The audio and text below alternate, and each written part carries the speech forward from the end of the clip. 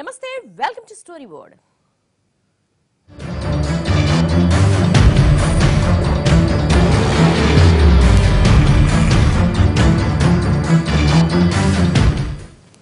రాజకీయాలంటే అవకాశాల్ని అందిపుచ్చుకోవడమే కాదు, అవసరమైతే ప్రజలను కూడా బలి చేయడం అని నిరూపిస్తున్నాయి మన పాలక ప్రతిపక్షాలు.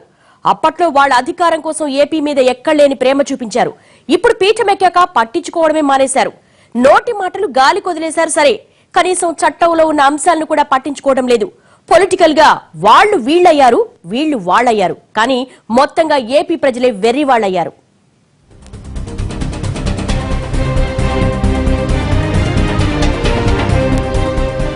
రాష్ట్రానికి ప్రత్యేక హోదా ఊసేలేదు. ఏపీకి ఎప్పటికీ ప్రత్యేక హోదా రాదు. దాగుడు మూతల్లేవు, డొంక తిరుగుడు మాటల్లేవు. హోదా రాదని కుండబద్దలు కొట్టేసిన కమలనాథులు. 2 ఏళ్లుగా ఆశగా ఎదురు చూస్తున్న ప్రజలకు మరోసారి నిరాశ ఎదురైంది. ఏపీకి ప్రత్యేక హోదా ఇస్తే తమ భవిష్యత్తు బాగుంటుందని ఎదురు చూసిన సామాన్యుడికి యథాలాపంగా శఠగోపం పెట్టారు. అప్పట్లో కాంగ్రెసోళ్లు కడుపు కొడితే ఇప్పుడు కమలనాథులు నోట్లో మట్టి కొట్టారు.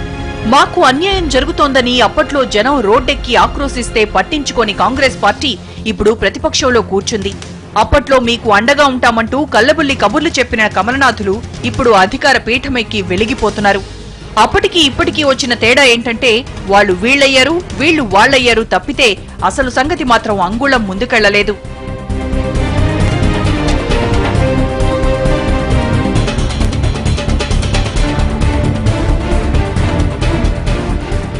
అప్పట్లో కాంగ్రెస్ పాలకులు అడ్డగోలుగా రాష్ట్రాన్ని ముక్కలు చేస్తుంటే కమలనాథులొచ్చి అభయహస్తమిచ్చారు. కానీ ఇప్పుడు వాళ్లే అధికారంలోకి వచ్చాక ఏపీ ప్రజలకు హ్యాండ్ ఇచ్చారు.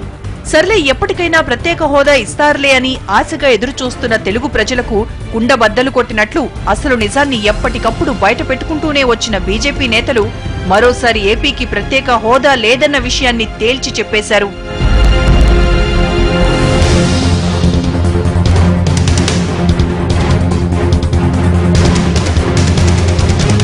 ఎక్కడి వరకు ఎందుకు, ఏపీకి 5 ఏళ్ల ప్రత్యేక హోదా ఇస్తున్నట్లు 2014 ఫిబ్రవరి 15న నాటి ప్రధాని మన్మోహన్ సింగ్ నిండు సభలో ప్రకటించారు. వాస్తవానికి ప్రధాని హోదాలో, అందున ప్రణాళిక సంఘం అధ్యక్షుడిగా ఆయన చేసిన ప్రకటనతో నైతికంగా ఏపీకి ప్రత్యేక హోదా వచ్చేసినట్లే.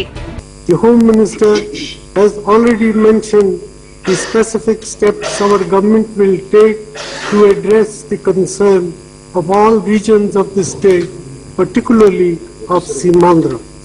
I would like to make a few further announcements in this regard. First, for purposes of central assistance, special category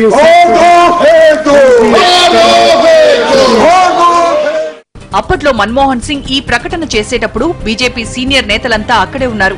party senior కేంద్ర మంత్రి వెంకయ్యనాయుడు సభకు అడ్డు తగిలి మరీ హోదా 5 ఏళ్లు కాదు 10 ఏళ్లు ఇవ్వాలంటూ గగ్గోలు పెట్టారు.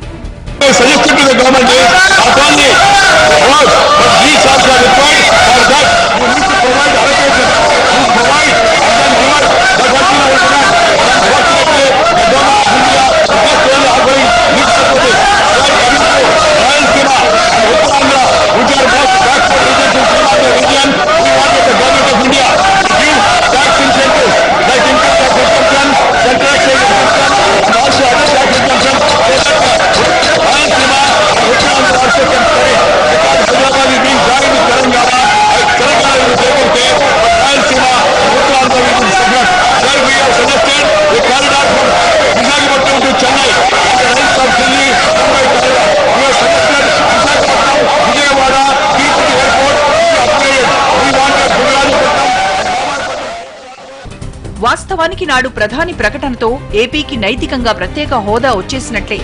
ఆ లెక్క ప్రకారం ఎన్డీఏ సర్కారు ఏపీకి ఆ హోదా కింద వచ్చే గ్రాంట్లు మంజూరు చేయాలి తప్ప ఇలా మిగతా రాష్ట్రాలు ఒప్పుకోవాలంటూ కొత్త పల్లవి అందుకోవాల్సిన అవసరం లేదు. కానీ ఇప్పుడు ఏపీకి ప్రత్యేక హోదా ఇస్తే అది తమ ఖాతాలోకి రాదన్న అక్కసుతో కమలనాథులు నాలుక మడతేశారు. स्पेशल स्टेटस के बारे में तो ये बिल में लोग बोलते हैं. हम उनके बारे में बताया कि नीति आयोग ने जो टैक्स का हॉलिडे दिया है और टैक्स में इंसेंटिव दिया है और डेवलपमेंट के लिए जो फंड देते हैं वो पूरा पैसा दिया है, तो उसके लिए स्टेटस स्पेशल स्टेटस का आवश्यकता लगता नहीं.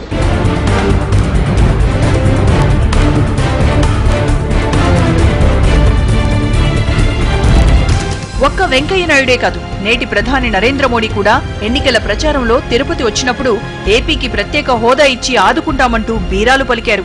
ఆయన మాటలు విని జనం చప్పట్లు కూడా కొట్టారు. भाइयों बहनों, मैं आज इस गोविंदा की पवित्र धरती से पूरे सीमांध्र को प्रार्थना करना चाहता हूं। मैं पूरे सीमांध्र को प्रार्थना करना चाहता हूं, भाइयों बहनों, इसे सिर्फ सरकार बनाने का कार्यक्रम मत सोचिए, इसे सिर्फ मुख्यमंत्री बनाने की चुनाव मत सोचिए। ये चुनाव सीमांध्र को बनाने का चुनाव है। కేంద్రంలో బీజేపీ, రాష్ట్రంలో టీడీపీ ఉంటే ఇక తమ భవిష్యత్తుకు తిరిగే ఉండదని సంబరపడ్డారు. కానీ కేంద్రంలో బీజేపీ పీఠమెక్కాక కానీ అసలు సంగతి అర్థం కాలేదు.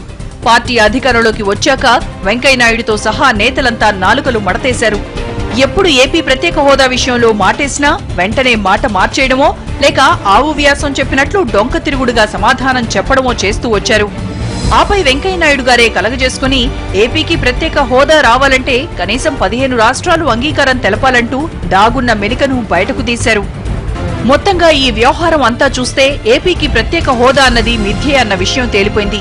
అప్పట్లో ఎన్నికల్లో ఓట్ల కోసం అన్ని పార్టీల నేతలు కల్లబొల్లి కబుర్లు చెప్పి జనాల్ని మోసం చేశారు తప్ప ఎవరూ ఈ విషయంలో ప్రజల కష్టాల్ని అర్థం చేసుకోలేదని, ఇక ఎప్పటికీ అర్థం చేసుకోరని, వాళ్లంతా రాజకీయాలు చేసినంతగా రాష్ట్రం గురించి పట్టించుకోరని, వాళ్ల రాజకీయ స్వార్థానికి 5 కోట్ల మంది ఏపీ ప్రజలు బలైపోయారన్నది తేలిపోయింది.